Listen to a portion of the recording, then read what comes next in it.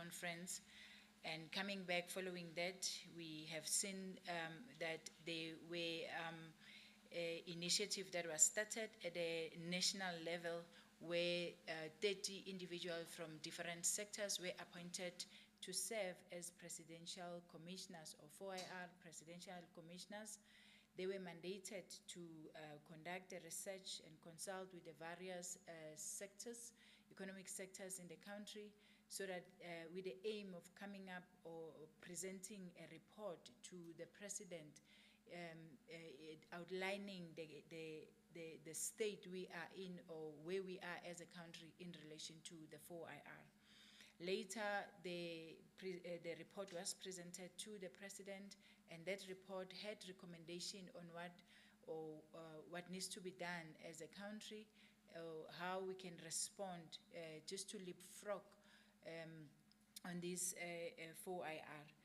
That presentation, report, it came up with the South African definition on what 4IR is, what is our understanding of 4IR, and that is the definition there. I'm not going to talk or to read that through.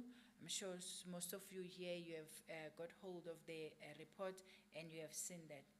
Now, at the SITA level, we have also followed the same approach that was taken by the national, where we went out on a call inviting the industry to come and participate on what we call the 4IR Advisory Committee. That happened on the 4th of March 2019. Following that, on the 22nd of March, there was the official establishment of the 4IR Advisory Committee. And after that committee was established, there was another meeting that took place on the 8th of June 2019, where a decision was taken that this committee needs to have different stream in order to be able to assist the MICT-SITA to fast track the work that has now been done or completed in the 4IR division. Now, following that, there was an official launch of this advisory committee that was led by the former Minister, Ms. Stella Beni. She personally came as part of the event where she was launching this 4IR advisory committee. Now, from the deliberation that we had with these individuals that are advising the MICT-SITA, serving on these 4IR advisory committees, there was a strong recommendation that MICT-SITA, to be able to respond on the 4IR, we need to have a standalone division that will be named 4IR. We therefore listened to the advice. We then went to the department, that is our principal, the DHED, Department of Higher Education and Training, where we have made a request, and that request was approved by the department that we can have the 4IR division as a standalone division, and we were placed under Program 3 as a sub-program 3.1.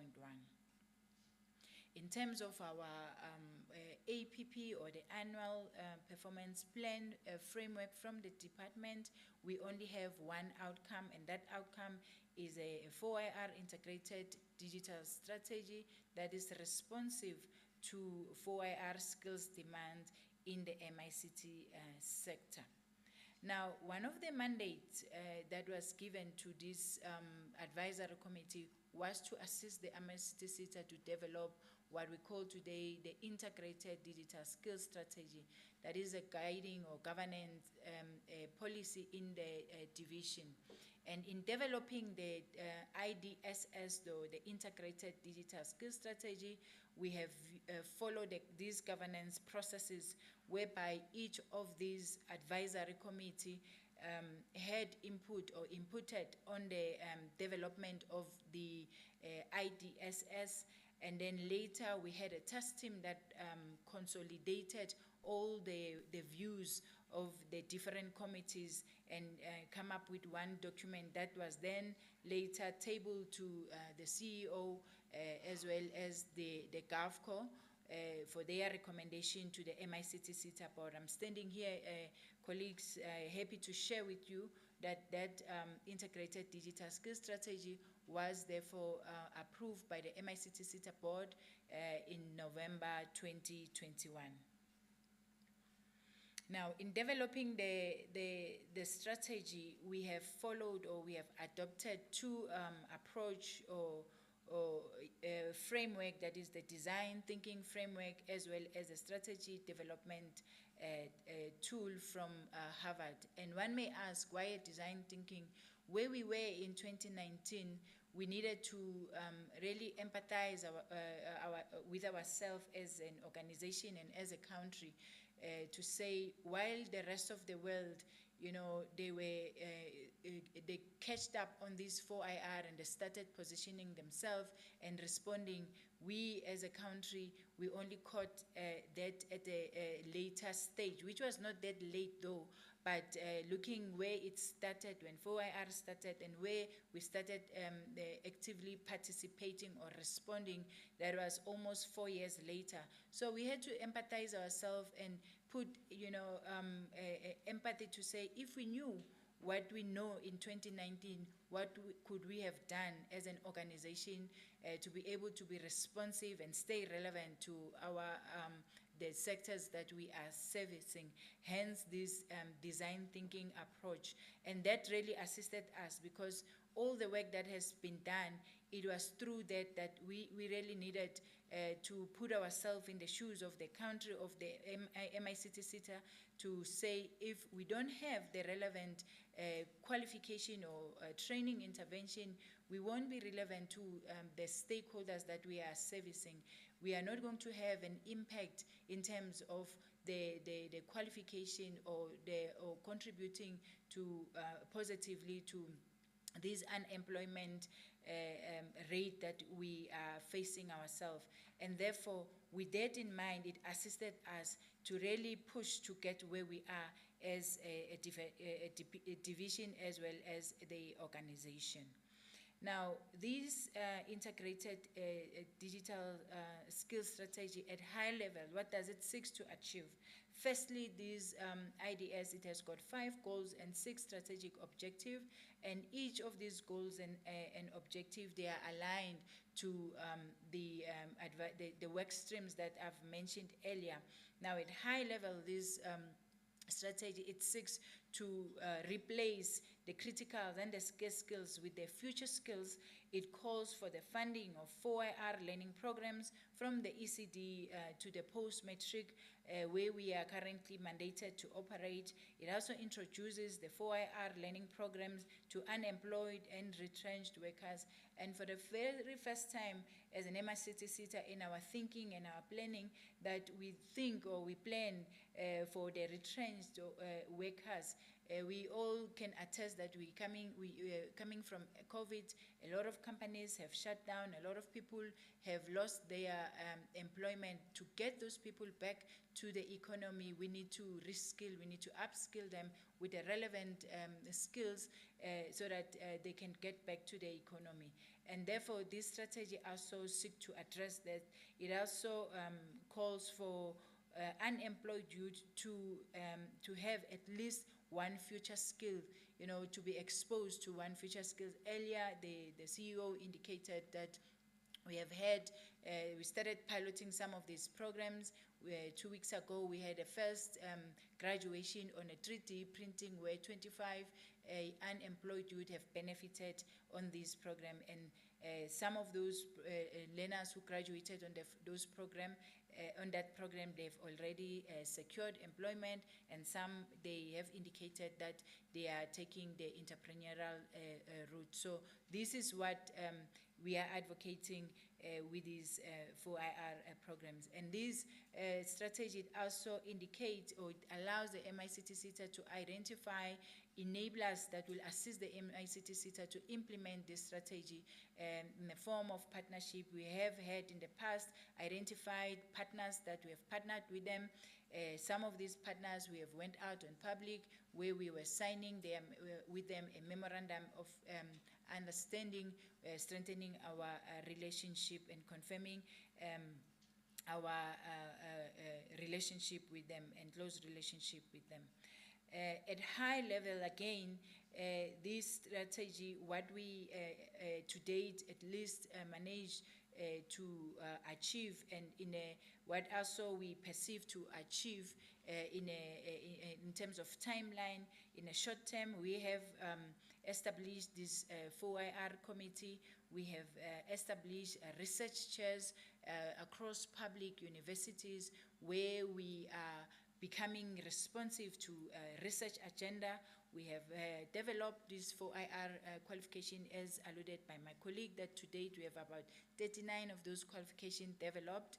We have had or identified the strategic partners, where we have signed the MOU with them. In a mid-term, what we seek to achieve in terms of the advisory committee is that we would have had the diverse industry participation. In terms of the researchers, we will contribute to the body of knowledge, because, colleague, currently as a country, we are not doing well when it comes to research.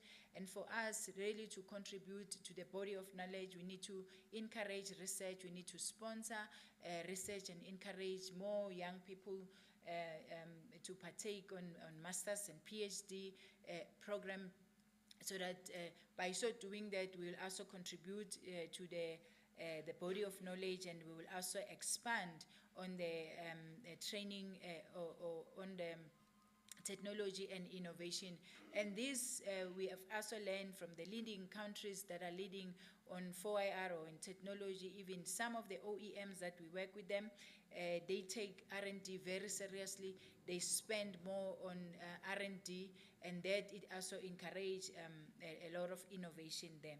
And then in terms of the 4IR, we will implement this 4IR learning program in a large scale and scale up, so that our young people, they are skilled up, or even those retrenched with the relevant skills and or qualification, so that they are able to come back to the economy, or they become entrepreneurs.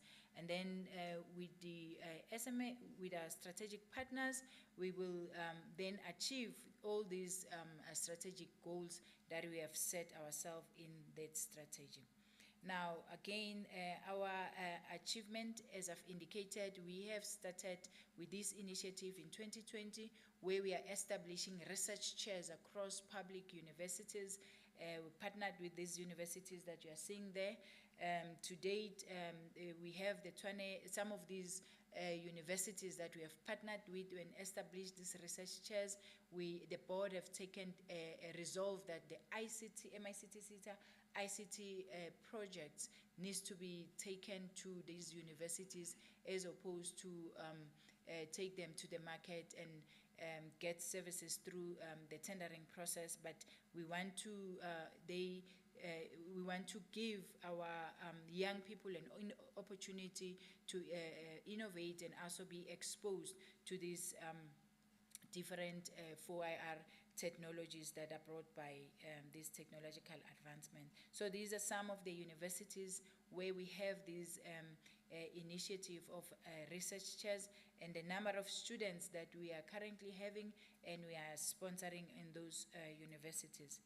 Now, the ICT projects that they are currently underway with the different universities, we have the TUT, or Tswana University of Technology, that is currently or concluding the learning management system for the MICT-SITA. The University of Limpopo, they are busy with the college and the SITA Times website. UJ, or University of Johannesburg, they have adopted the MICT-SITA intranet and mobile app project, the DUT, Knowledge Information Management, as well as the CPUT, the Cyber Security Plan, and the Enterprise Architecture. So all these projects, ladies and gentlemen, will or are currently being developed by our students that we are currently funding under these research chairs. Now, the qualifications that we have developed since 2020 To date, we have 39, as I've indicated. The process of developing the qualification is not a one-way or an MICT-SITA. We are guided by the QCTO. In terms of their requirements, we are expected to have OEMs as part of the contributors to the content of the qualification, the SMMEs, the labor, professional bodies, universities, TVETs, SDPs, as well as government contributing to the development of the qualifications, because these are the people that will also be consuming the learners that has been trained under these programs, or some of these organizations that are part of this development. In terms of their presence, they are already in different parts of the world, and where they are leading in this 4IR. So for us, having them on board as part of this, we are able then to get the relevant content that needs to build these qualifications that we are developing. And one of the driving, force that assisted us to develop the qualification is that when conducting research, we have noted that there are emerging ICT or emerging occupation as we are in this 4IR era, and some of the outlined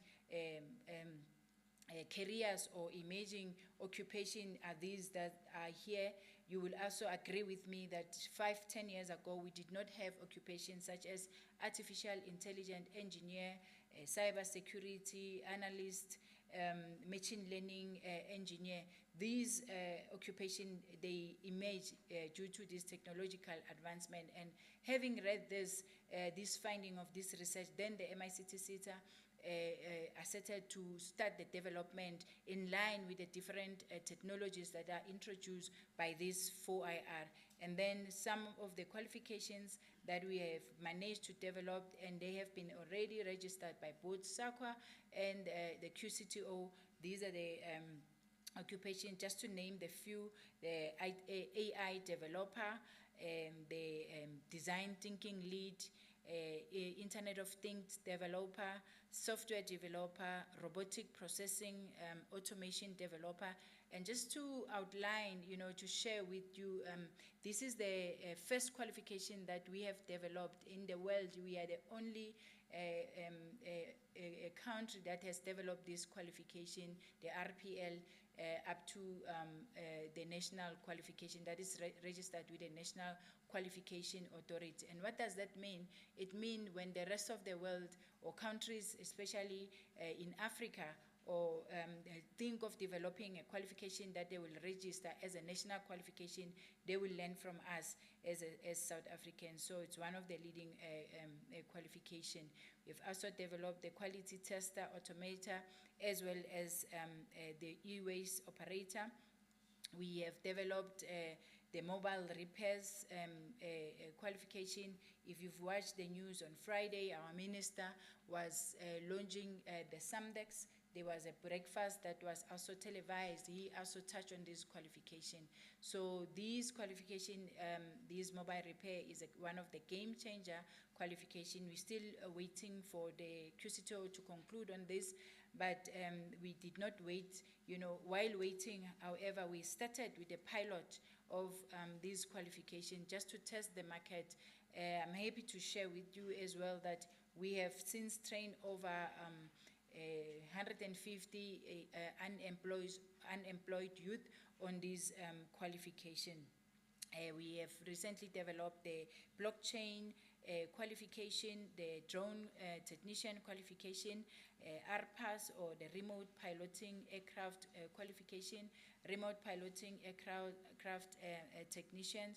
So these are some of the qualifications that have been developed, but we're waiting for the QCTO to conclude their processes so that they can get registered or be recommended to be registered by SAQA.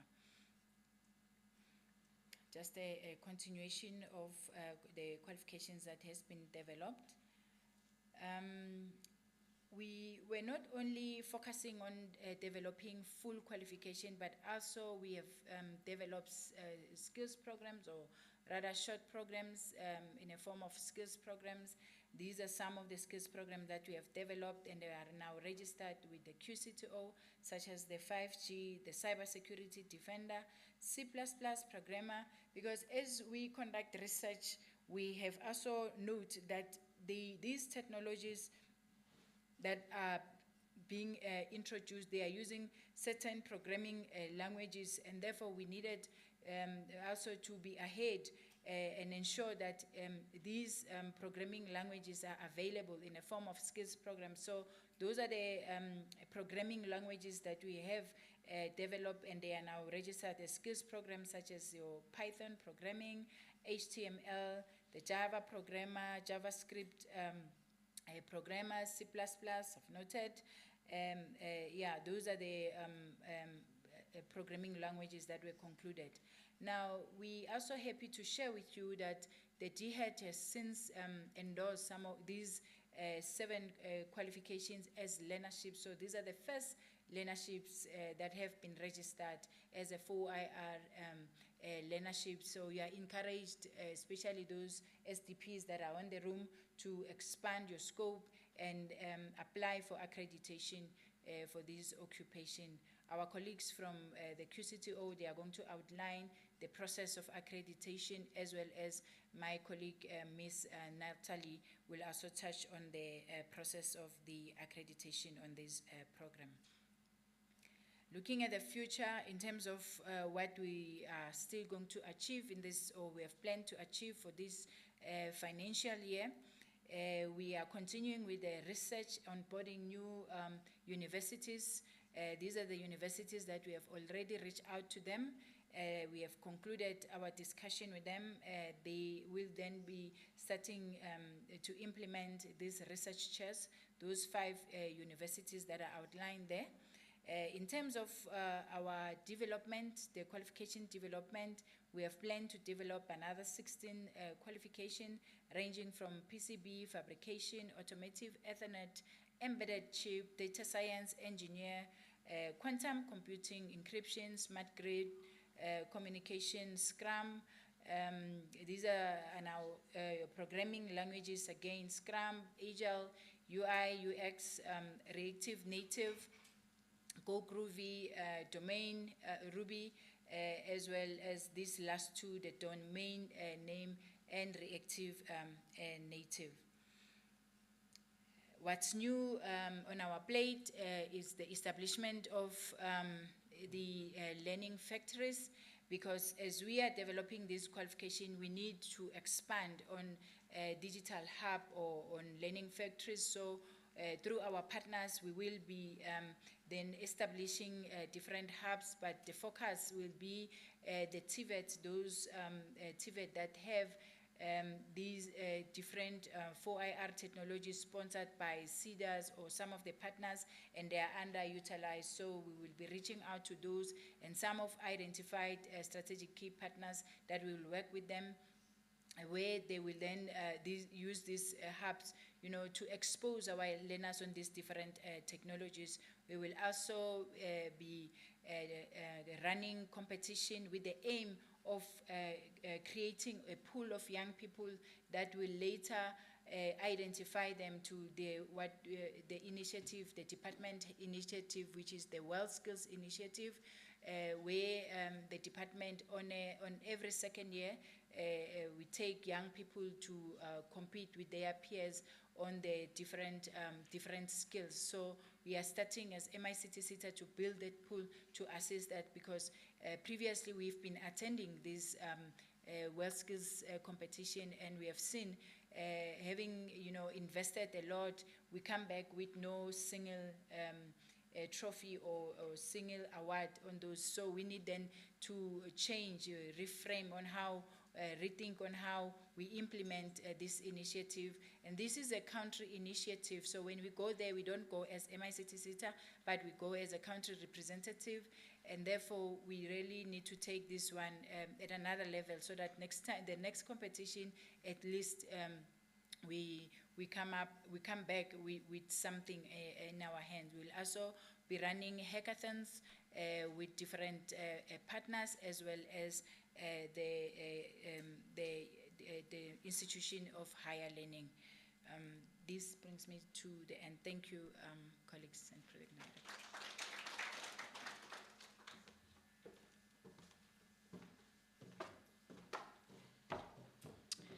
Thank you so much, Gugu. Colleagues, I am definitely sure that I think we are all aligned to the fact that the 4IR qualifications that have been developed are not only responsive to our own country needs, but they are obviously aligned as well to what the global standards are saying.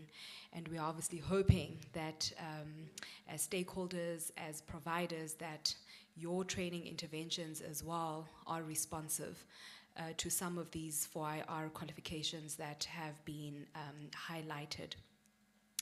In her presentation, Ms. Gugu Sema highlighted some of the qualifications that have been developed and approved by the Quality Council for Trade Occupations, the QC2O.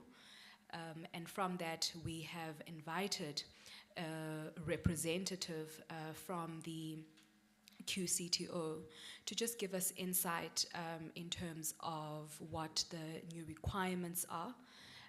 But they will be joining us virtually. So we are going to connect via the Zoom platform. We'll obviously be able to view that particular presentation from our venue. Then followed by that, we would have Ms. Natalie Nelson, who would then take us through the ETQA overview, where she will also cover the occupational and historical accreditation process. She'll provide an update on that, and then she'll also just take us through the registration of subject matter experts, as well as the verification of some of the historical programs. And then I think she concludes her presentation with the EISA center registration process. I think if I could just give a nod to our technical team, just to advise us as to whether we are ready for the QCTA presentation, as to whether our representative has joined online. Have they? If you could just... All right.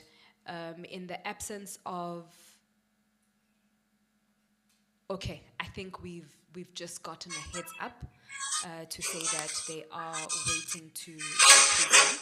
Бронят крепка, и танки наши быстрые, и наши люди мужество полны. В строю стоят советские танкисты, своей великой родине сыны. Гремя огнем, сверкая блеском стали, пойдут машины в яростный поход. Когда нас бой пошлет товарищ Сталин, и первый маршал в бой нас поведет.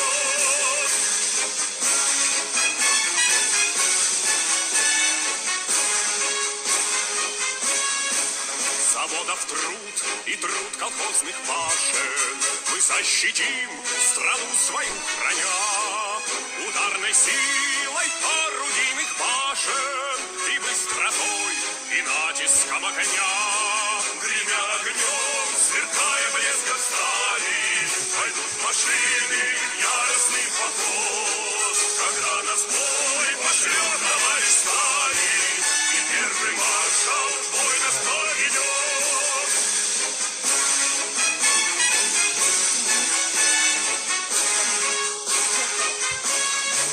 Пусть помнит враг, укрывшийся в засаде, мы на чеку, мы за врагом следим. Чужой земли мы не хотим ни пяди, но и своей вершка не отдадим. Гремя огнем, сверкая блеском стали, пойдут машины в яростный поход. Когда нас бой пошлет товарищ Сталин, и первый маршал в бой нас поведет.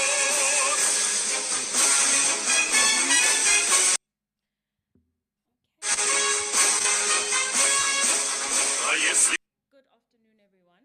Матер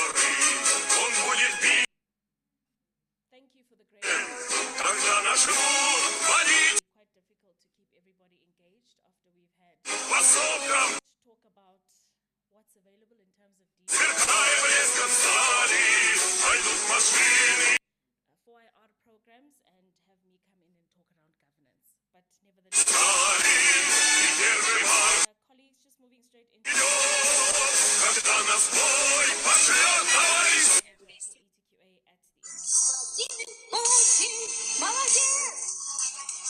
the heart of the MICT-SITA, because that's actually where training providers start, training providers end, the value chain of learning and development starts and ends within ETQA, and it ensures that we deliver on the mandate to our beneficiaries. So just in terms of our key points and what we'll cover in the presentation, we're going to quickly delve into the OQSF policy. That's an update to the policy that has been instituted by the QCTO as at 2021. It's going to give you insight into the changes, the landscape changes that are happening within skills development and the impact that it's going to have on skills development providers. We're going to head into then our role as an AQP, Assurance Quality Partner, and that basically is going to cover the aspects of what we do around accreditation, verification, ETD practitioners, and how we register them, as well as certification. The last part we'll cover is a DQP update, which is then the Development Quality Partner update. Much like my colleague Gugu, we also are involved with qualifications, realignment, and development, but our focus is mostly on taking the existing qualifications that are registered on the NQF, what we call the historical qualifications, and then realigning them into the OQSF model to ensure that the norms, the standards, the competencies that are required by the industry and sector are reflected in those qualifications. So just in terms of what we do, we have a delegated function, and that's delegated by the QCTO. We are established under the ETQA regulations, and that of course forms part of the SAQA Act of 1995. So we are going to cover then the accreditation of skills development providers. We're going to look at the registration of ETD practitioners, how we conduct verification leading to certification, and ultimately qualifications development. So heading straight into the OQSF policy, basically this talks around a framework that has been implemented or instituted as at 2021. And what that basically looks at is to say that we've understood that there are various sub-frameworks for education. Basically, we know that we have the GFETC, and that is specifically focused at Umalusi, and these are then our basic education level. We also know that we have the higher education level, and that basically focuses on the CHE programs. And then we now have the OQSF level, which focuses then on trades and vocations, and that's also where the SITA comes in.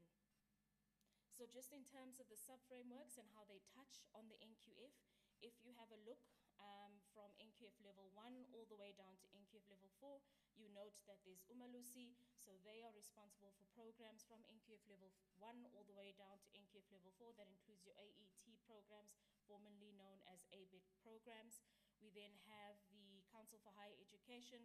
They focus then on qualifications from NQF level 5 up to and including then NQF level 10, your PhD level, and then you now have the OQSF, which then focuses then on AET, even NQF level 1 up to and including then the expanded level of NQF level 8. And that's why you'd see as we continue to develop these occupational programs, we can go as far as developing programs at NQF level 8. We don't do this in isolation of any other partners. Certainly we work with the 6-pillar system, but we also then work very closely with universities, higher education institutions, and industries to then develop these qualifications. If we move into the OQSF and what it basically means, they're talking around transitional arrangements. This has been in place for some time. So what does a transitional arrangement mean? It basically means that we're moving away from what we had as historical training programs that our current STPs are accredited for into then the occupational framework. What is the implication of this? While the OQSF policy and the transitional arrangements basically indicate that our current historical qualifications have a lifespan, meaning that the registration end dates of the current qualifications are at the 30th of June 2023. What does that mean for our current training service providers? Well, if you're already accredited as a training service provider and your accreditation is valid beyond the 2023 date, that means that you can continue to then train and enroll students under your MICT-SITA accreditation. But for any provider who is looking to either extend their scope into the MICT-SITA or looking to become a new accredited provider, it means that the MICT-SITA can no longer accredit training providers post the 30th of June 2023. So if you are in the audience and you're looking to become accredited as an MICT-SITA service provider, I strongly recommend that you send through your application, because the last date that we will accept applications is noted to be the 31st of March 2023. This is to allow us to walk through the process with you and then actually get you accredited at the end of that period of time. Then the last date of learner enrollment, also an implication from the transitional arrangements. What that basically means is, on the qualification it says that you cannot, whether you are accredited or not, you cannot enroll a student onto a training program, any one of the MICT-SITA historical training programs, beyond the 30th of June 2024. So if you have got a cohort of learners, you would need to enroll them and ensure that they're enrolled by the 30th of June 2024, failing which the MICT-SITA would not be able to continue with the process then of exit verification. Once you've fully trained the learners, you've assessed them, you've done the internal moderation, and you're now looking for then the SITA verification. Lastly, the last date of achievement. This is also reflected on the qualification. If you visit SAQA, you'll find the qualifications there, and it basically indicates the last date of achievement. That means that post the teach-out period, so if you've enrolled a student and you've enrolled them before the 30th of June 2024, it basically means you have until the 30th of June 2027 to ensure that the learner is fully trained, has been given several opportunities if it's required for assessment and reassessment, that internal moderation has been facilitated, and that exit verification has been facilitated by the SITA in order for us to report on the learner in terms of achievement. Right, moving into the quality assurance partner updates. So just noting, as indicated, the implication of the transitional arrangements basically means that we will no longer accept any applications for new skills development provider registration or accreditation beyond the 31st of March 2023. And this is also in line with learning program approval, which we consider then an extension of scope. If you are currently accredited by a sister SITA and you want to extend your scope into the MICT-SITA, you would not be able to do that as well. Looking at extensions, so just noting the volumes of skills development providers that we have, who obviously continue to train and are fully accredited, etc.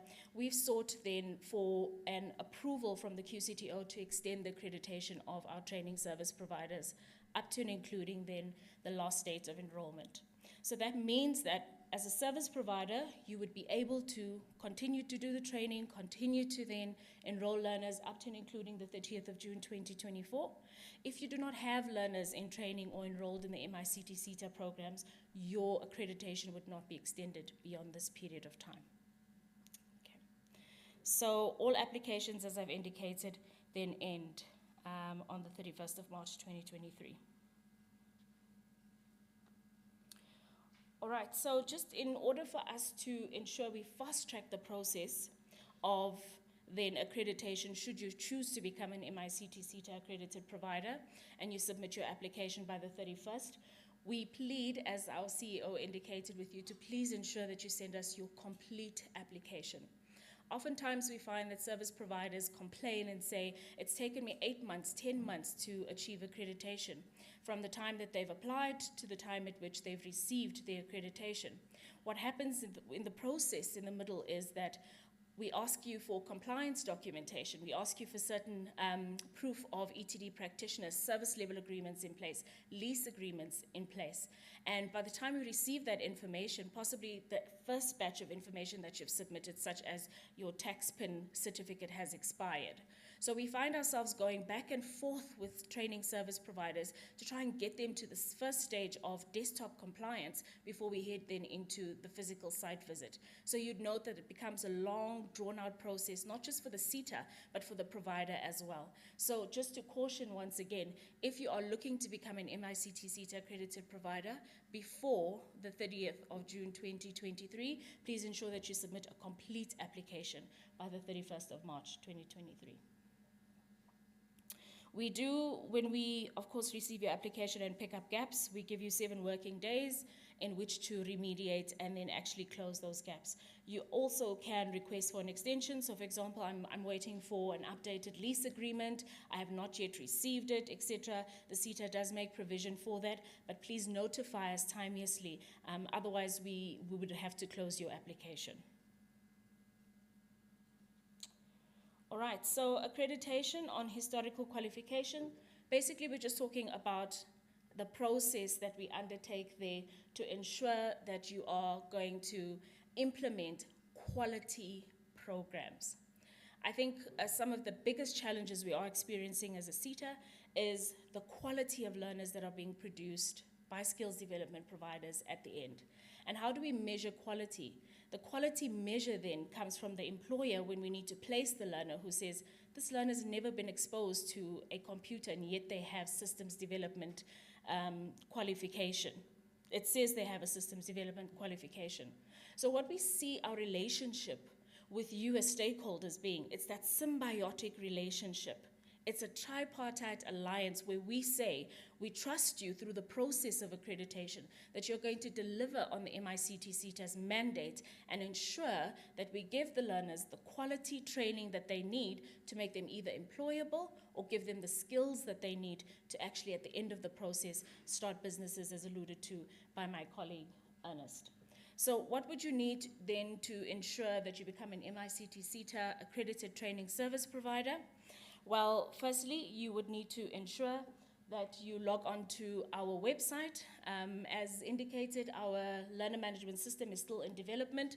We have completed a number of modules on that learner management system, and it's looking really great, user-friendly as well. We've tested it with some external service providers in the meantime, just to gain their feedback before we actually go live. So the system is looking good. But in the interim, we have then created online forms that you need to log onto our website and complete.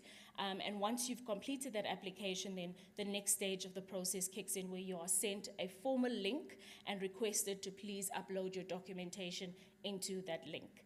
The link does expire, so it expires after 7 days. And if you have not uploaded any documentation, we would then need to engage with you to resend you another link. So I can imagine that you can already see the process of back and forth at the 7 days already if we're not receiving your complete application. Most important to note that if you're still seeking accreditation for a full training program or full qualification, you would need to go to QCTO. So QCTO says, come to us, complete a letter, and request for a letter of intent that will go to the relevant SITA. Once they've approved, this process should not take longer than 30 days, but I'm sure my colleagues at the QCTO would indicate, should not take longer than 30 days. Once that has been concluded, you can then complete your application with the MICT-SITA. For shorter skills programs, you don't need to actually go to the QCTO in terms of that letter of intent. So from an MICT-SITA perspective, we require that you have that referral letter from QCTO, you have your legislative documentation in place, you are sent a complete pack and a checklist that indicates these are the areas, these are the documentation that you need to complete in order for us to start with the desktop evaluation process. You need to ensure that you have ETD practitioners. We are also picking up on an alarming trend where SDPs are now starting to apply using the credentials of assessors and moderators who have not granted consent. I'd like to implore you as ETD practitioners, please be very careful of the third-party broker for ETD practitioners, where you share your information with someone who says, I know someone who's looking for an assessor and moderator on this program. We are picking it up quite consistently over the period of time, so just a fair warning around the practice that we're starting to pick up within ETD. So you must have then, of course, be registered against the qualification. which you are going to assess and moderate. And then also, you certainly need to have a service level agreement in place with that individual. Learning materials, the learner guide, facilitator guide, assessment guide, the logbook, learner matrix, those are the kinds of documents we want to see. And then quality management system, your processes, your policies, your procedures, how are you going to govern your facility, how are you going to govern how learning is happening, how are you going to govern enrollment of learners, achievement of learners, etc. And then, of course, the training implementation site. So this has been quite a conscientious or bone of contention with lots of our SDPs to say, the world is moving at such a fast pace. Why am I still required to have a training site as opposed to just having online training all the time? But we must understand that from an outcomes-based learning perspective, that engagement with the learner as they complete a portfolio of evidence is critical. It's still a requirement, even in the occupational program. You are required to complete a portfolio of evidence. So that support session with the learners makes it very difficult to happen when it's happening on a online platform. And so for that reason, there still needs to be some form of a training or workplace implementation site in place. So what governs our process? Basically, we look at an online application. Once you've submitted all the necessary documentation, we move into the second stage, which is then the desktop compliance vetting. The third stage, once you've received your compliance report that says you're good to go, you have now been allocated to an advisor, you can then have the third stage, which is then the site visit. We do online site visits as well as physical site visits. The online site visit, we've onboarded a system called Blitz. We did this during the COVID-19 period, and this was simply to say that we wanted to be responsive to the applications that we were receiving, and so we make use of this system. The great thing about the system is that you need to then indicate to us, you need to send us your location, and it must match the location that you've actually put down on your application form. If it does not match, we do not continue then with the session. This is just to ensure that you are actually at the facility that you've said is your training site. We then do the recommendation. So once that's happened, the advisor then makes a recommendation, of course informs you of the recommendation because you need to sign off on this accreditation report, and that is presented to the independent accreditation committee. So I want to clarify, I am not the accreditation committee. Okay, the accreditation committee has been established by the CEO, consists of independent members, and they then look at the policy, they look at the process, they look at the procedures, and they obviously look at your application and make a recommendation on whether you can become an MICT-SITA accredited training service provider. So our planned time frame there is at 45 days. It does extend beyond the 45 days depending on the completeness of the application that we receive. It also then is dependent on the turnaround times, the availability of the resources internally to be able to action on your application as well. So just an overview of what we look like as the MICT-SITA in terms of our accredited providers. In total, we've got a pool of 2,193 providers, and we only have 41 skills development providers within the Free State that range from those who are what we would call full accreditation, that's a 5-year accreditation, provisional, that's a 2-year accreditation, and then LPA, that's when you are accredited with another SITA and you've then extended your scope into the MICT-SITA. Also, some further concerning statistics is applications for Q3, which we start counting at October. We only received 4 applications from the Free State for accreditation, and then we've received 1 application for Jan for extension of scope. We've also only seen a 1% growth in terms of assessor for the region for Q3 as well as Jan, and a 0% growth for moderator. In terms of verification, we've only had 2 exit verifications happen within the province. So I think this is a testament to something that you probably raised earlier, Chris, around SDPs and not having sufficient supply within then the province itself. Moving on to then accreditation on occupational qualifications. So noting that our mandate ends with historical qualifications, the QCTO then adopts the full process for occupational qualifications. That means that once it's registered on the NQF, you would need to then extend your scope into QCTO in order to train on any of the programs that my colleague Gugu highlighted earlier.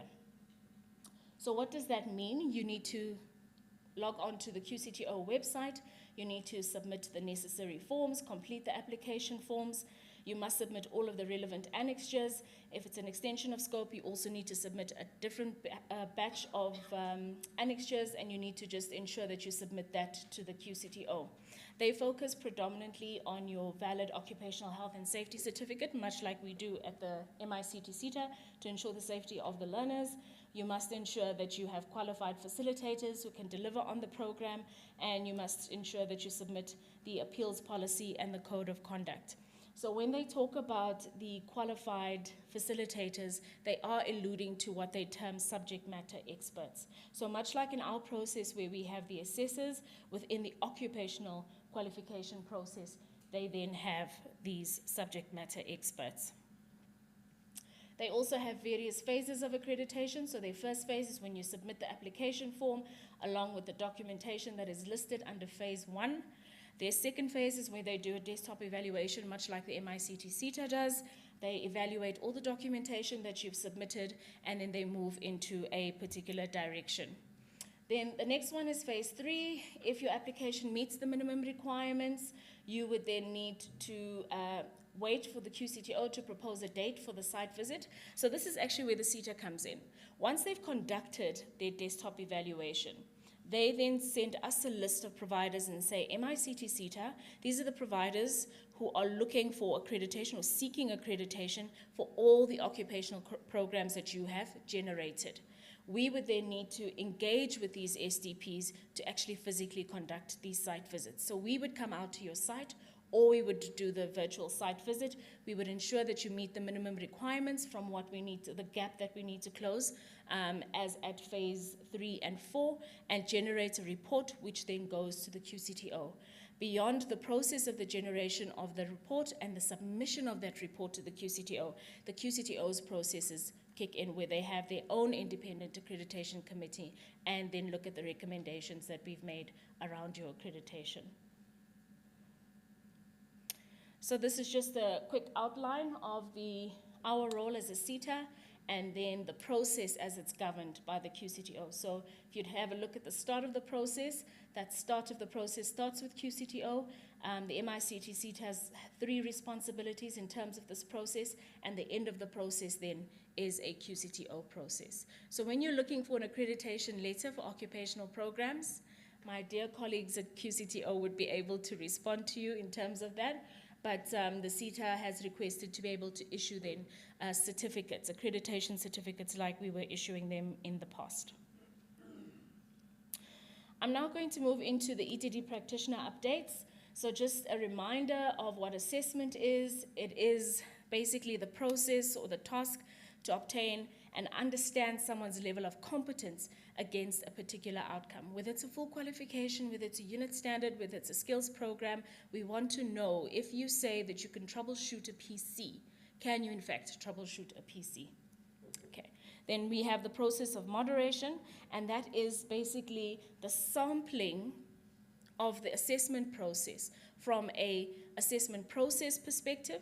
Were the portfolios of evidence correctly put together? Do I agree with the competence of the learner? And then the second part of the process, was the policy adhered to in terms of assessment, the process of assessment, the principles of assessment, the NQF principles? All of those are what we look at when we look at moderation. So basically, if we have a look at it, assessment and the assessment process is where we evaluate and we judge because we're trying to increase the quality in the process. And then moderation is where we want oversight for endorsement of the full process that actually took place.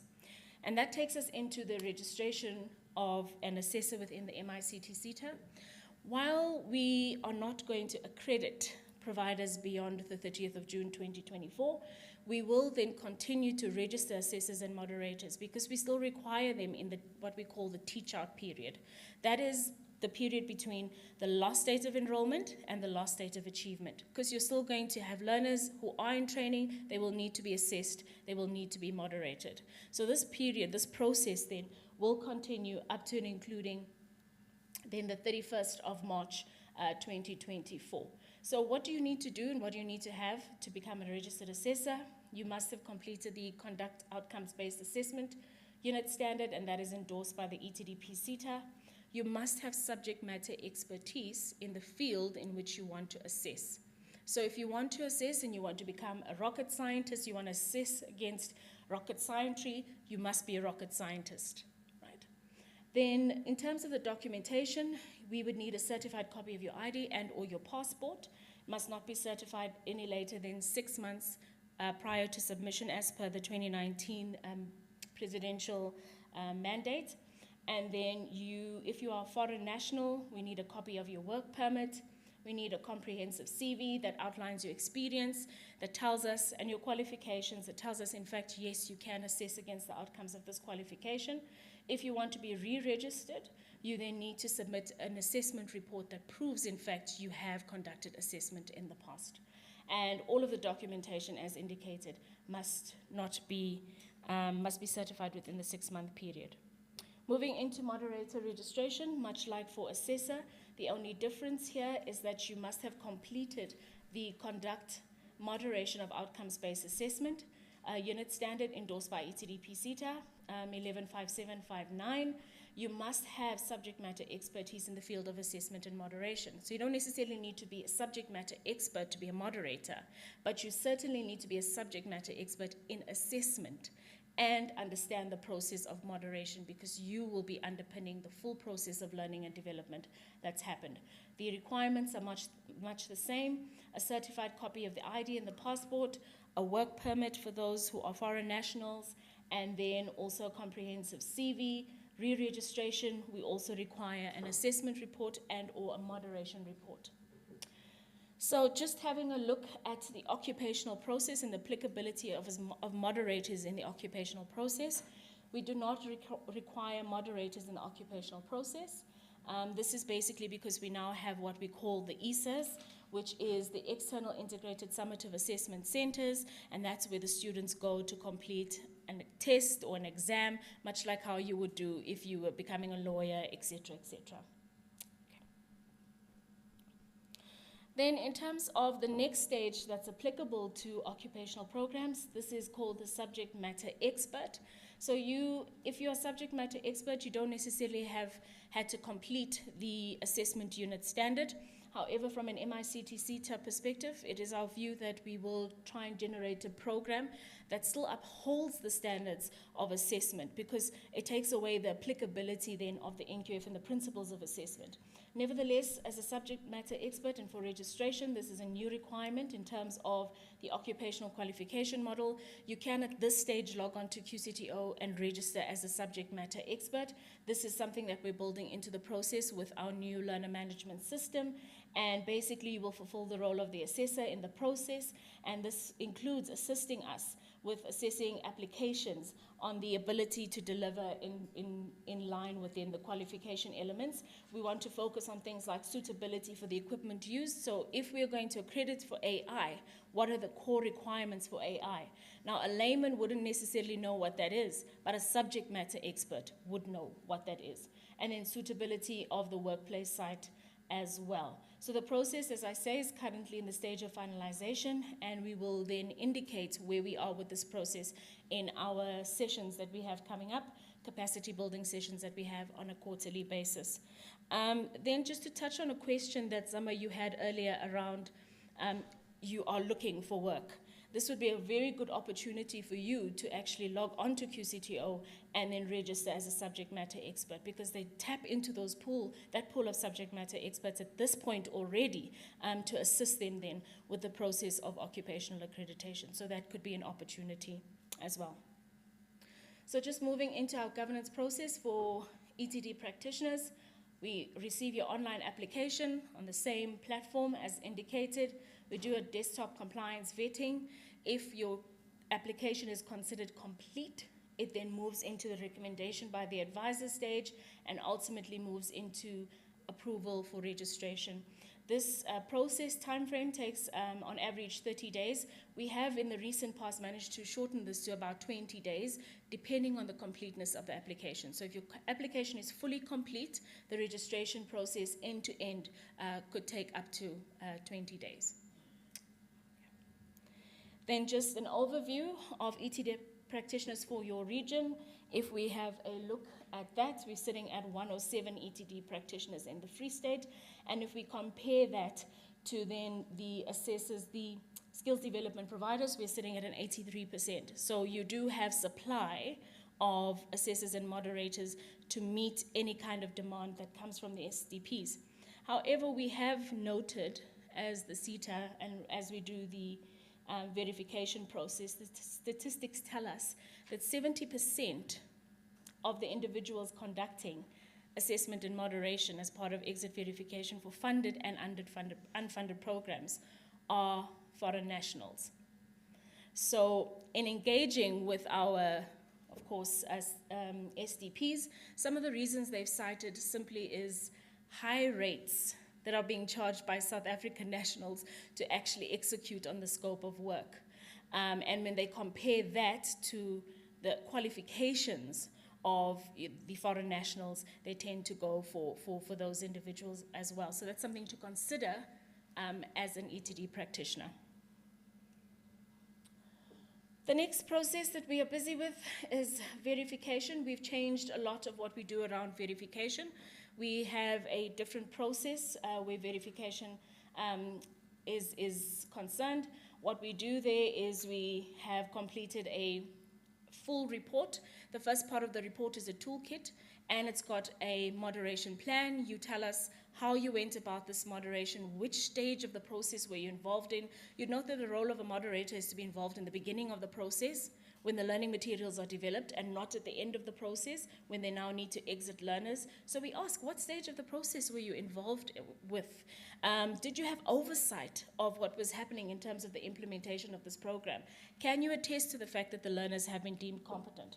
So in and through our process here, we basically just indicate that there are a number of steps that you need to follow. What we've also instituted will be instituting in the 2023-2024 financial year, 3 types of verification, where we're focusing on induction verification. We want to understand, are you ready to actually implement this training program? Do you have registered assessors? Do you have registered moderators? Do you have learning materials? Do you have access to training equipment? Do you have a training site where you'd be able to implement?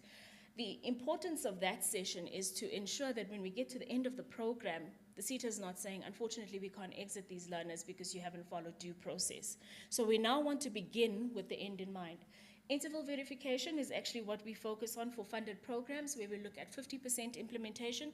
If you've implemented at 50%, you would then say to the SITA, I am 50% of the way or 70% of the way. Can you kindly come out and conduct interval verification? I want to understand whether we've been fully compliant to the policies, processes, and procedures, and whether you will uphold the exit verification finding.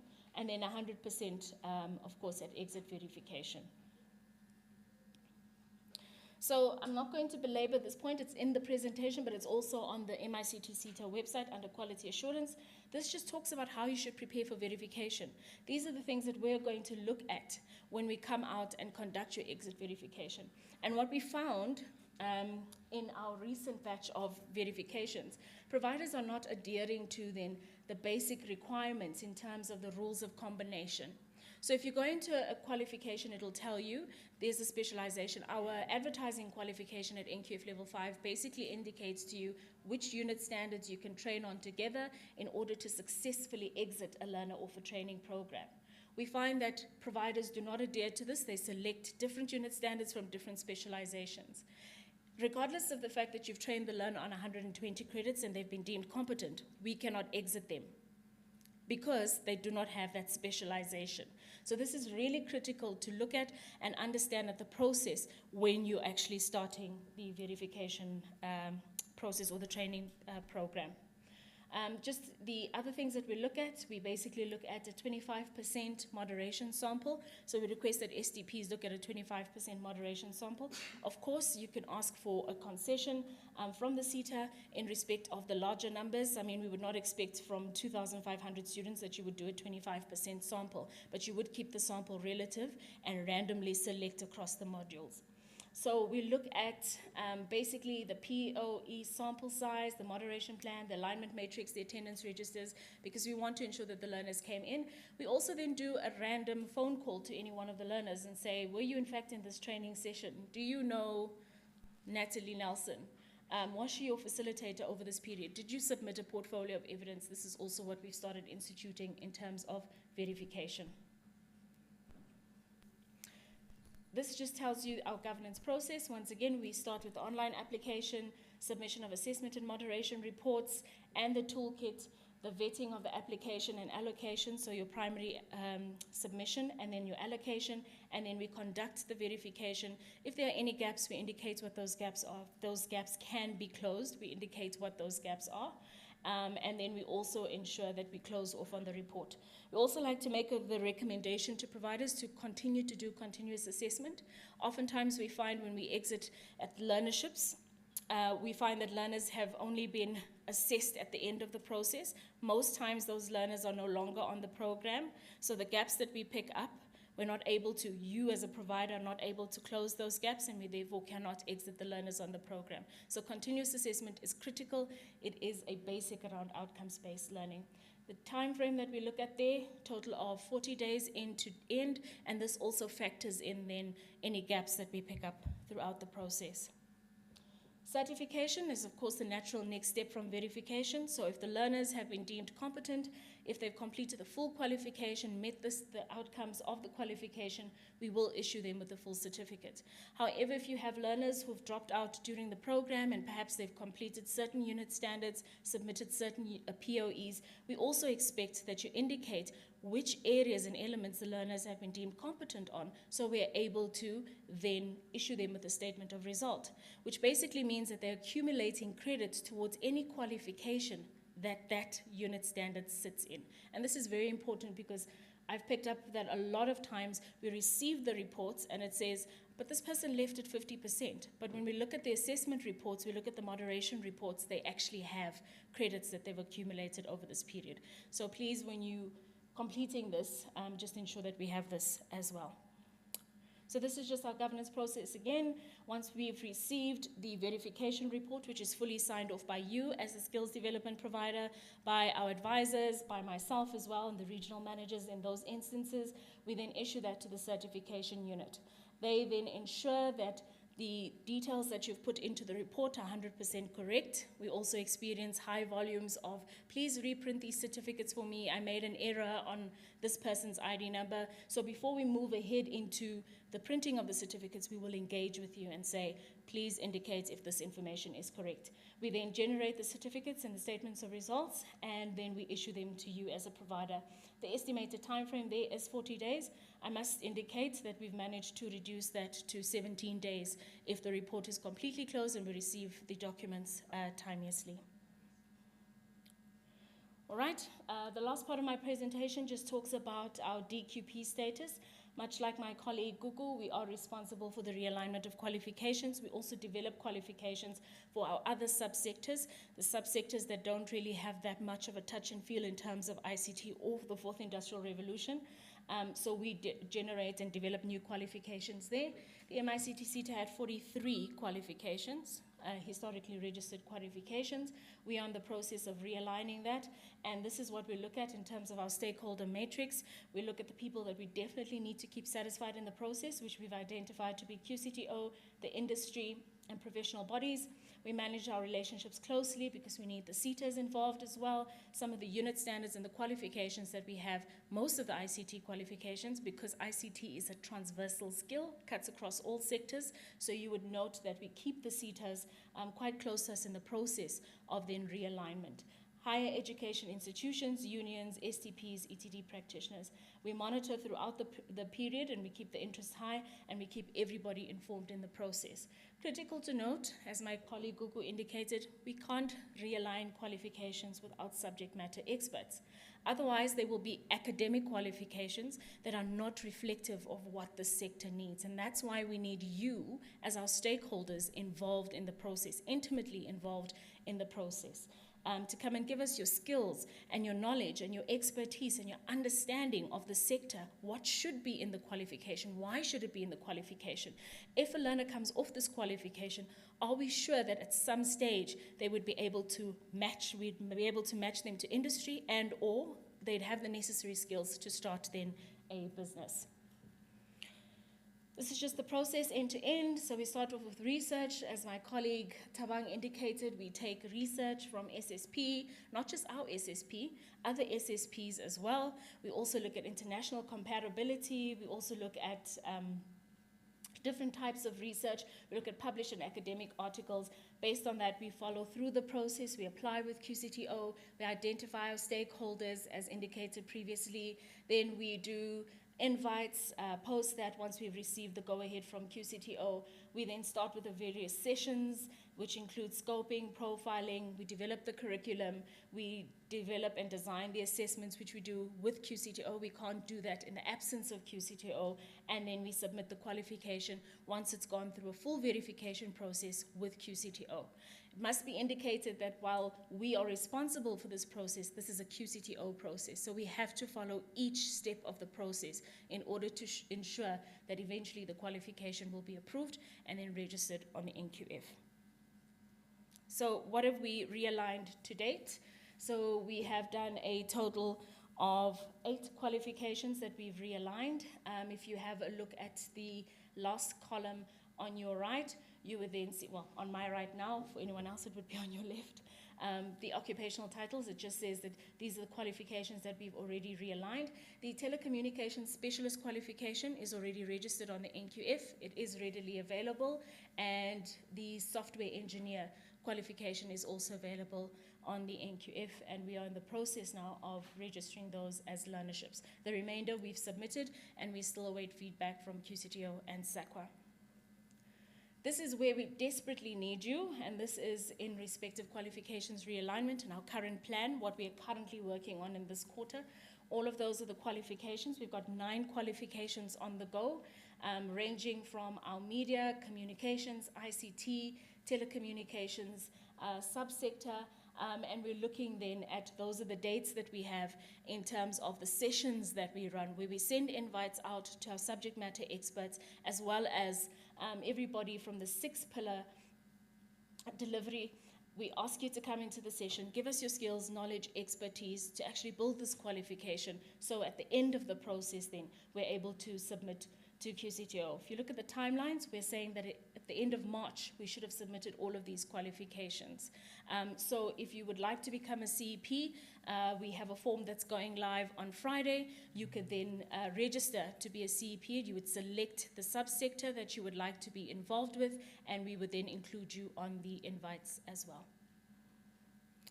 Just in terms of what we're looking at for the remainder of the new financial year, 2023-2024, we have firstly a total of 4 qualifications there, ranging from the media, communications, multimedia subsector, as well as telecommunications. We then also have additional qualifications, with the last qualification then being a qualification linked to the ICT subsector. That, in a nutshell, will make sure that we have fully completed and realigned all of the MICT-SITA qualifications, and that you would have qualifications which you've previously had, have access to those, but in their new shape and form with the relevant knowledge and competencies registered on the NQF and ready for the subsector. With that, that is the end of my very long presentation and graveyard shift. MC, CO, thank you so much.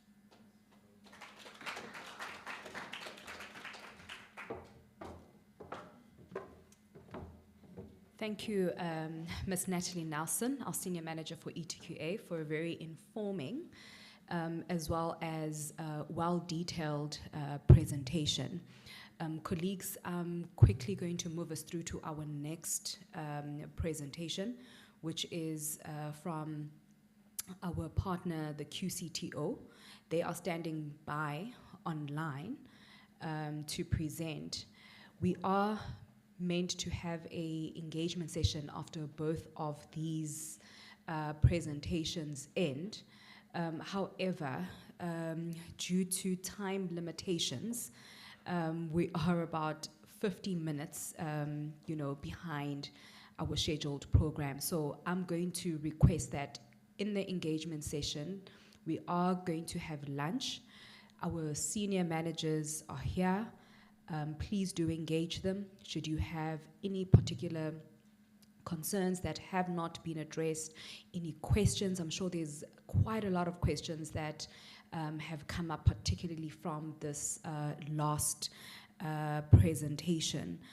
From an E2QA perspective, Ms. Natalie Nelson presented quite a number of things, particularly from a realignment aspect of the qualifications. So with the Free State as well, as we've realized and alluded to, is got quite a broad representation from a provider perspective. So I think that would be quite relevant for you to engage with Ms. Natalie Nelson. Outside of today, because she is only one person, we do have a lot of information from an E2QA perspective that is available on our website. We also do have various platforms, whether it's certifications, accreditation, assessor, moderator, resources rather that have been put aside such that they can be responsive to some of your comments and your queries. Please do engage with our office. Please do engage with the E2QA team, and we would ensure that we respond to your needs. Thank you. If we can move to our next presentation. We shall connect in 2 shakes of a lamb's tail, hoping that is less than 10 seconds.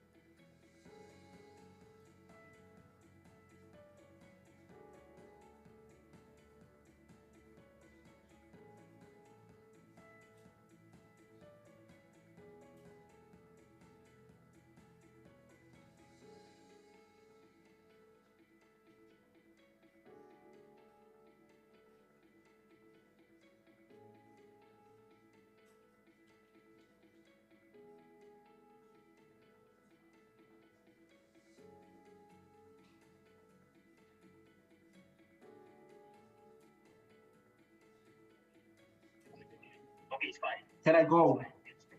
Yes. Okay. Thank you very much, and thank you for this opportunity to come and present at this event.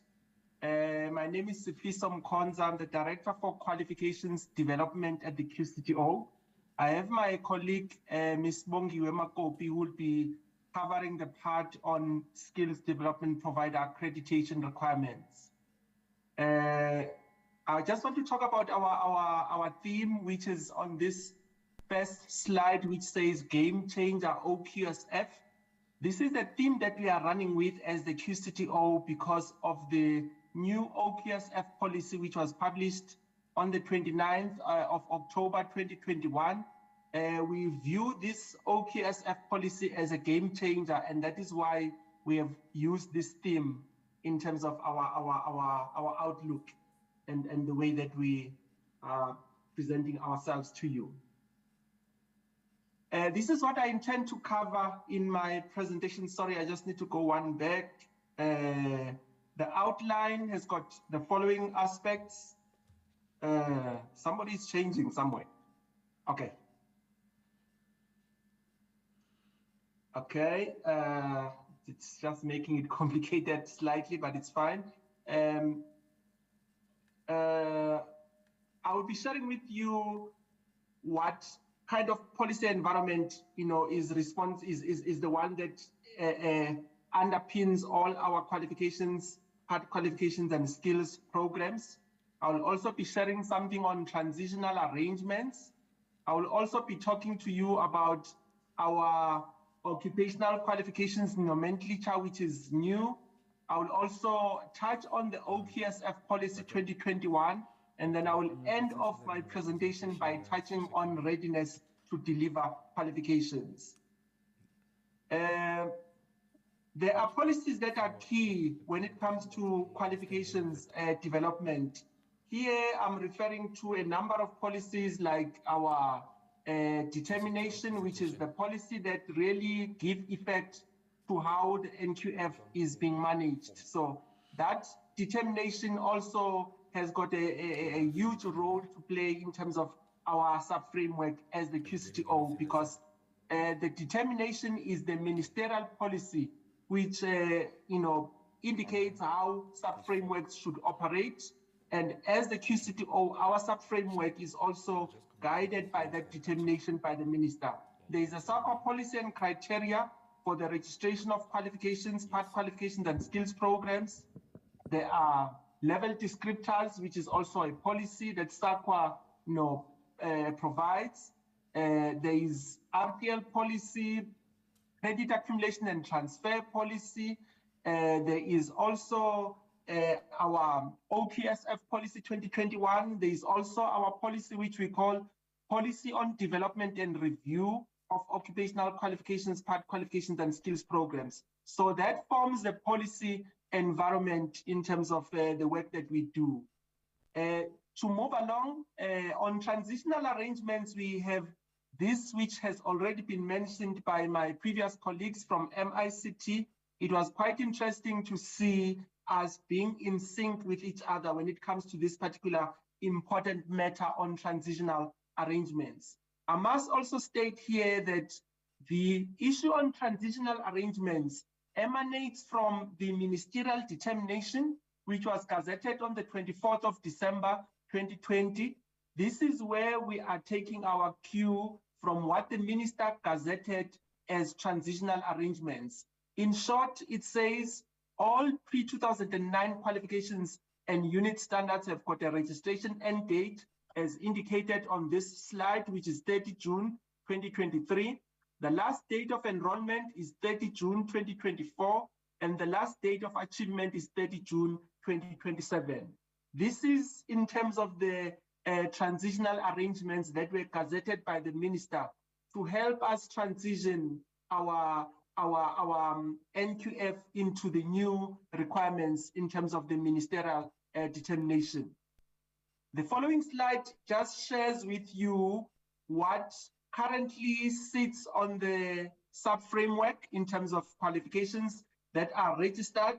I just want to draw your attention to the years that are written at the bottom of this particular slide.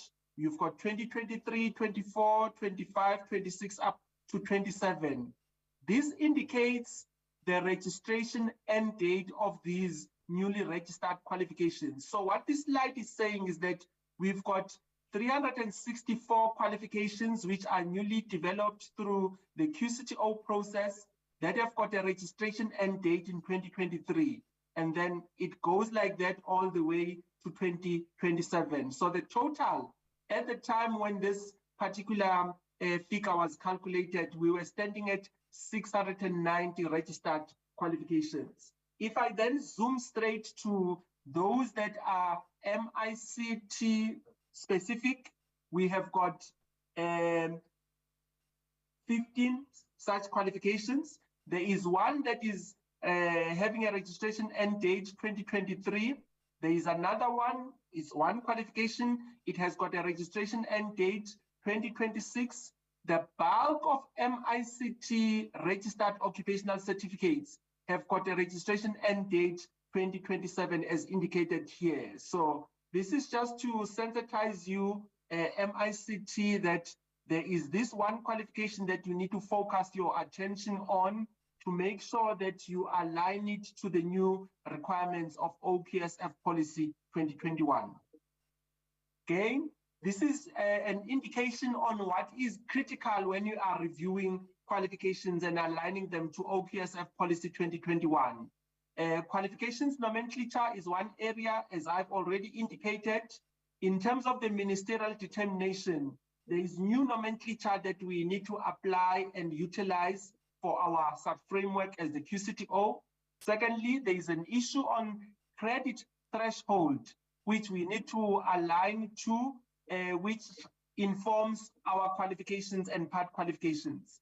Module structure, as well as the content, is another area that we need to focus on when it comes to the review. Exit level outcomes, as well as associated assessment criteria, is another element that we need to focus on. International comparability, articulation, integrated assessment, QAS addendum. I'm sure those that work in the qualification space, they know what I'm talking about. Curriculum also needs to be updated in the review process and aligned to all the updates that we have provided guidance on in terms of our curriculum. And then stakeholder consultation, it's also another area that I've highlighted to say, this is one area that we need to focus on as well when it comes to the reviewed qualifications. This is just at a very high level, the qualifications development process. It's a 4-step process. There is an application phase of the qualification development process. There is a development phase where the actual qualification is being developed. This is where the SITA runs with the development of the qualifications as indicated earlier, where there are meetings that are being convened and all of that. And then there is what we call qualification evaluation phase. This is the phase where a qualification is being evaluated by the QCTO. And then there is a registration phase, which is the process where SAQA considers a qualification that has been recommended for registration. So these are just phases at a high level. The slide that follows indicates the qualifications nomenclature that I mentioned, which is in the ministerial determination. So this is also an important slide in that it shares with us what this nomenclature requires of us to follow when we implement these qualifications. Somehow my slide is misbehaving, but you will get hold of this presentation for you to see all these details that I'm sharing with you. The slide that also, my presentation is somehow misbehaving for some reason. I don't know how is this. The key thing to mention in terms of OPSF policy 2021 is that it says all our qualifications are made up of 2 components, knowledge theory as well as application. The application component is the one that is made up of practical skills as well as work experience. This is how this particular game changer is coming along in terms of the new OQSF policy as indicated. So this is something that we would expect to see when qualifications are being reviewed, where we would expect to see all these components coming through, which align to our OQSF policy 2021. Another key thing maybe to share with you on this one is that all our qualifications are expected to have 4 documents. It's the qualification document, is the curriculum document, is the assessment specification document, as well as the QAS addendum. So these are all 4 documents that we expect to receive when a qualification has been developed. This is just a slide, the current one that is on the screen, indicating the stakeholders that need to be consulted in the qualification development process. These are just the key stakeholders that we are highlighting here: employer representatives, associations, as well as workplace practitioners, employee organizations or your labor representatives, assessment experts, curriculum experts, regulatory bodies, professional bodies, statutory bodies, as well as non-statutory bodies. These are key stakeholders that are critical to be involved in qualifications development all the way down. I must highlight that in terms of OQSF policy 2021, we are highlighting in particular the involvement of our bodies that also are in the line of articulation with our qualifications. Here, we are emphasizing on the involvement of Council on Higher Education, as well as higher education institutions, because as you know, articulation can only be enabled if these bodies are involved. And in the design of these qualifications, we incorporate elements that will enable articulation to be possible. So this is what I wish to highlight. This slide, what I want to highlight here is the 4 documents that we are saying are critical when it comes to qualifications development: is the curriculum, is the internal assessment specification document. Let me go on. Is the qualification assessment addendum document, which is also very, very important. And then the qualification document, which is the 4th document. So these are all 4 documents that I've mentioned earlier to say, when it comes to this new process, these are the documents that we expect to see from our partners. This is the last slide, which just indicates that when we are saying we are ready to implement our qualifications and skills programs, all these elements that are highlighted here need to be in place. There need to be a registered qualification. If you are implementing a registered qualification, we need to have an accredited skills development provider in place. That skills development provider needs also to have satisfied the requirements for workplaces when we are talking about a qualification that has got a work experience component in it. So that must be in place, very linked to the accreditation of a provider. We also need assessment centers. As you know, all our qualifications have got an external integrated summative assessment. So this particular assessment center is quite an important element as well in this whole value chain of activities that need to be satisfied when delivering a qualification. Once all of this is in place, then a learner can then be involved, because then it means a learner can be enrolled on a registered qualification by a registered, an accredited provider, and then there's a center that this learner will go to for that external integrated summative assessment, and then all is in order if that is the case. When it comes to skills program on the other end, we need a skills program that has been approved by the QCTO. Against such a skills program, we need an accredited skills development provider. Oh my God, I'm about to go!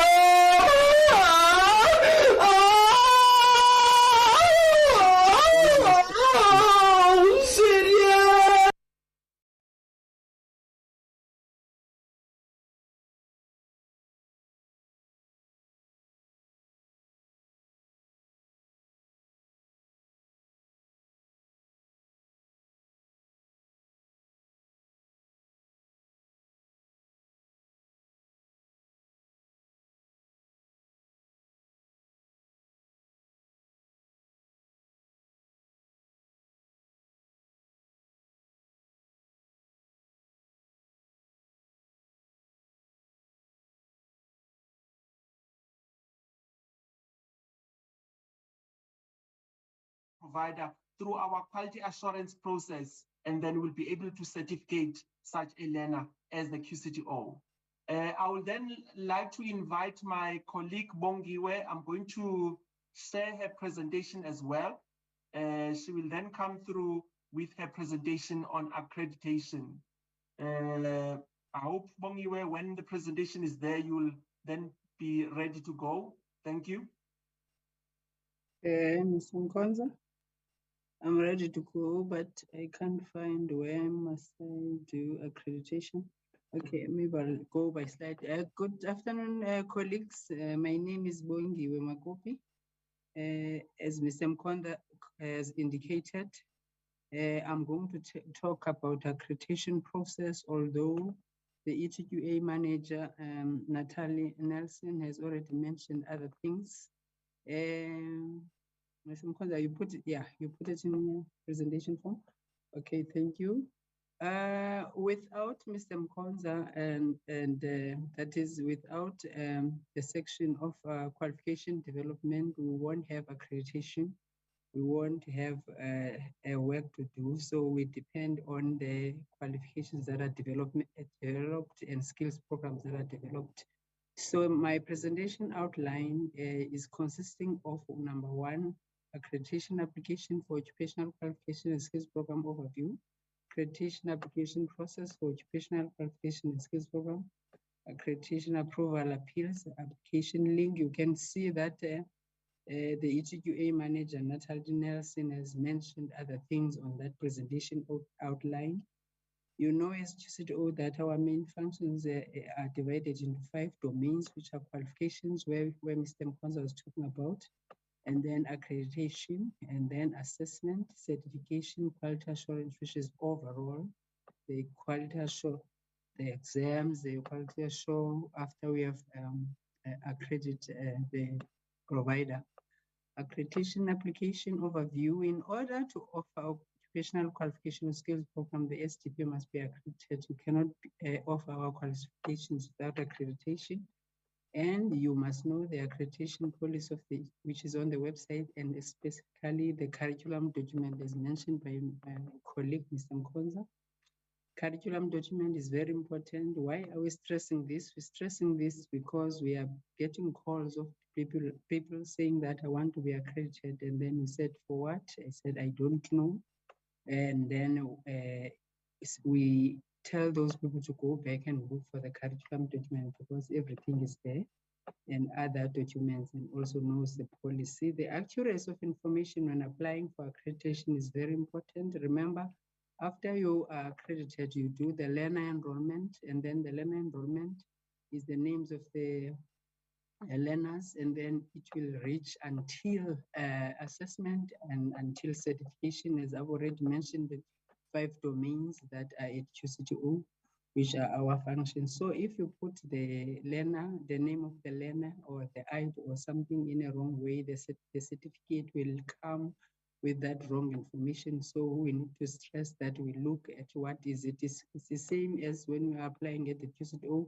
We have got, as Mr. Nelson says, different links. If you put your application on another link, it won't be seen. Like, for instance, we have occupational qualification link, letter of intent, assessment center. If you put it on letter of intent and you're applying for occupational qualifications, we will not see it, and it will not be processed. You will have to reapply and put it in the basket that is correct. So that is on the home page of the website of the QCTO at the bottom under quick links, where you will find these links. The QCTO issues accreditation for a specific physical address, and hence applications must be submitted. We don't share the accreditation. You accredit this site, you don't, let's say 256 Klein Street, you don't share it with 554 Linwood Street. It's strictly for that particular address. All accreditation applications for occupational qualification and skills program must have physical address. We're specifying the physical address because also the QA is gonna go to you for quality assuring after you reported learners. Also the assessment is gonna go to your address where you are. So it is very important that we know the address for sheriff, or if you send you is sheriff, we must have an address, even if it's the office, it can be office. I will tell you why as I'm going. If you can apply for your office, is because there's a change at QCTO that now the online application is accepted, but there must be an office. The SCP must apply for change of address where necessary. We see people, quality assurance going to people who have said that they have got learners, they're doing the site visit for curriculum implementation, and we find that there is no one in that address. They have changed their address without telling. This is written in the letter of accreditation and also in the policy. You don't change an address without telling the QCTO, because we will not find where you are. If the STP has met all the requirements stated above, application process will proceed to the next step, which is the step one, which is we were assisted here by the COVID, although we're working towards, we don't accept manual applications. We're taking online application. So once the online application is submitted, online application has been submitted, an automated acknowledgement receipt response is coming to you saying, if you finish, thank you. You are still writing your name and the second contact person of the college, and then the qualification you are applying for, and the SACCO ID, etc., etc. So it acknowledges. Then the link to upload the compliance document is indicated on step 2. You are going to be, it's going to be sent to you to do those annexures that were mentioned by Miss Natalie Nelson. Am I here? I'm lost here. You go back again, Mr. Mkonza? Yeah, okay. So if the SDP, you will be sent an email, and then if you have uploaded all the compliance document, the application process proceeds to step 2, you can go on. Where the step 2 is called the desktop evaluation. It has been mentioned, this thing, you know it because you were doing it, and it was mentioned, it's mentioned also by our QPs, that they do it this way. It depends on the documents that are needed, but almost all the documents are more or less the same. The desktop is done internal by QCTO, where we will look for your CIPC document. Are you a PTY? Are you a CC? The latest tax compliance status. And then also, if you are exempted, you must show us a letter of exemption. Curriculum, the type of facilitators or assessors, if applicable. Here you go to our curriculum documents. That is why at the beginning I indicated the importance of the curriculum document. A facilitator cannot just facilitate and then you say that I'm a facilitator. Let's say you apply for the qualification of cyber security or software development, and then you take someone with training and development. You said that he's gonna assess this qualification. There is no way. So it's assisting there that it will tell you under human resource of the curriculum document, what is it that is needed to this facilitator to have so that he can facilitate this software development. And then if you are from overseas, you are not belonging here in the Republic of South Africa, are you having a right to stay here? You must prove to us, and you have studied outside.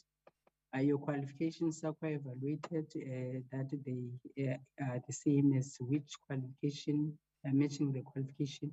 So are you permitted to be here? We are checking. And then the facilitators must be qualified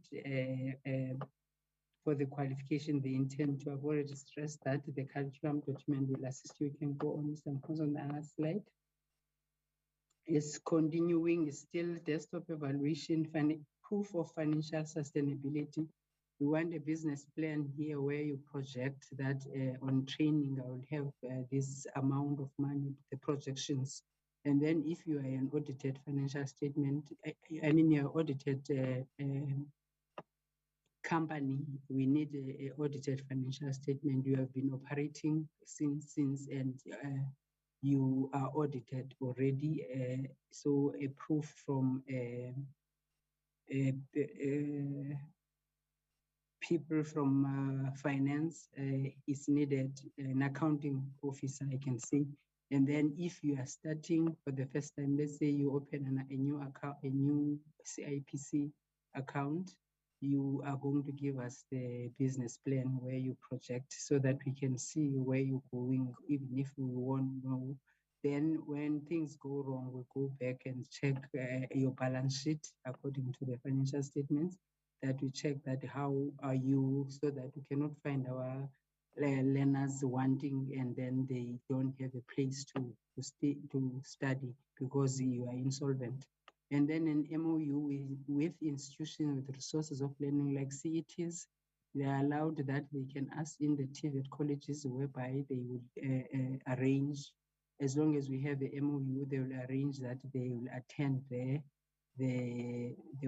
But there must be a memorandum of understanding that you are agreeing one another that you are using the building. The important one that has been mentioned, that we don't want our learners, we like our learners too much, we don't want them to be in a danger. So a valid OHS audit report issued by the authorized person, a person who is qualified to do this must come and do the OHS audit report. We don't want a certificate, we want the audit, we want to see what is it, what findings were there when the OHS, and also did you train anyone to be an OHS committee? But it depends on the OHS Act, what number is there that is needed. So you can show us if it's less than 20, the first aider and the firefighter, but if it's bigger than, we need the OHS reps. And then proof of ownership. Are you owning this place or are you leasing? We want the proof, and then the lease must be a contract and it must be signed between two parties. And then if you have a proof of ownership, I'm sure you will give us something that is from the bank that you are owning this place. Maybe you are paying a bond or something, but we need some proof that you are owning the place. And then the learning material metrics. Learning material metrics, you are doing it according to the curriculum document. The aim of this, we want you to go to the curriculum document of the QCTO so that you can see the topics, the titles and the topic elements that are there, and you involve all of them. What we're observing now, we are seeing that people come with materials that are not complete, because when we are doing the site visit, we sample the material, but we check if the material is all included before we sample. So we are cautioning people that they must check their material when they are buying, if they are given all the necessary components, which is knowledge and application in terms of skills program, or knowledge and practical in terms of occupational qualifications. You can go on, Mr. Point. And then the step 3, we program delivery readiness. This is a site visit we talked about the previous colleague. What we do is QCTO, we send you all the documents prior the site visit. Why we do that? We want you to test yourself so that we can come and confirm what you have said. What we get is a challenge there is that people just tick, and then we said, we have 2 columns. We ask a question, 2 columns, yes or no, and then you must answer and give a narrative. It's compulsory, but they just tick and do a checklist. So the number 1 site visit confirmation, we're doing this because I already indicated to you that they changed the address that they have applied, they used when they were applying before, and then now we want to avoid QPs and ask wasteful expenditure. But prior, we ask them, the site visit, you must confirm that the knowledge will take place in this address, the practical in this address, and then the workplace in that particular address that I will have an agreement with that employer. And then number two, the implementation plan, you feel it, these things go together. It's questions that are asking you. It also makes you to go all the time to the curriculum document, learning material metrics. I've already talked about it. And then the program delivery readiness. The learning material metrics is very important because we see the challenge that we are seeing is that people don't know the page. They've bought the material and just pack it. Our question that we usually ask as QCTO that you purchase it or did you develop it yourself? I know I've purchased it. What did you do about it? I just put it there. We said that no, you take a curriculum document to check if all the things are done. So also compare with the learning material metrics that will give you pages which indicate which page is it that we're looking for that particular topic element. So the program delivery readiness tool, which is a site visit, this is the thing that is the report now that is divided into 7 criterions where we ask everything. I'm going to tell you down there what are we asking on this form, which is phase 2, a site visit. The site visit, it can be virtual or physical, but for trades, it's not applicable to be virtual. It's a rare. And I think the circumstances when they are forcing, otherwise it's business in general that we do mostly virtually when needs be, and then we mostly encourage a physical visit. Next slide, Mr. Mkuza. Can you try to kind of wrap, Ms. Makope? I'm sorry to be unfair to you, but in the interest of time, please. Okay, I will wrap then. Should I wrap here or just summarize? Okay. Yeah, let's see as we go. Okay, I will summarize. I will be able to. You can go on. I didn't notice that I've exceeded the 15 minutes. Sorry, yeah. Yeah, virtual, you have a reliable data and enough data. And then if you cancel the visit, you have a right to cancel, but you must tell us prior. You can go on, Mr. Mkonza, that it must not be before 7 days, 7 days prior the cancellation. And then this is the site visit itself. Those are the documents that we need. You can see them, colleagues. Just scan on them, and then we'll also go to your site to check the compliance. Is the site visit, the program delivery readiness I was talking about, and then those things are being asked on that report, and then it comes back, and then it comes back to the internal accreditation committee. The internal accreditation committee, it sits bi-weekly, and then an outcome will be given to you. And then an accreditation can be withdrawn anytime by the QCO if you fail to perform the responsibility. So there are those that maybe they didn't go well. They have a right to appeal and send it to accreditation at qcto.org.za, and then use the same email for inquiries related to accreditation of occupational or skills program. I think it's the end. The different links that you get is just an example that you will get them on the website. And then the example there, it says skills program in red, but number 1, it will give you all the links where you will also apply for letters of intent. And that's about it, Mr. Mkonza, I think so. Thank you very much, MICT colleagues, and now apologies for the glitches that happened earlier. Can I hand over to you? Thank you. Thank you, Ms. Makope. Thank you, Mr. Mkonza and colleagues.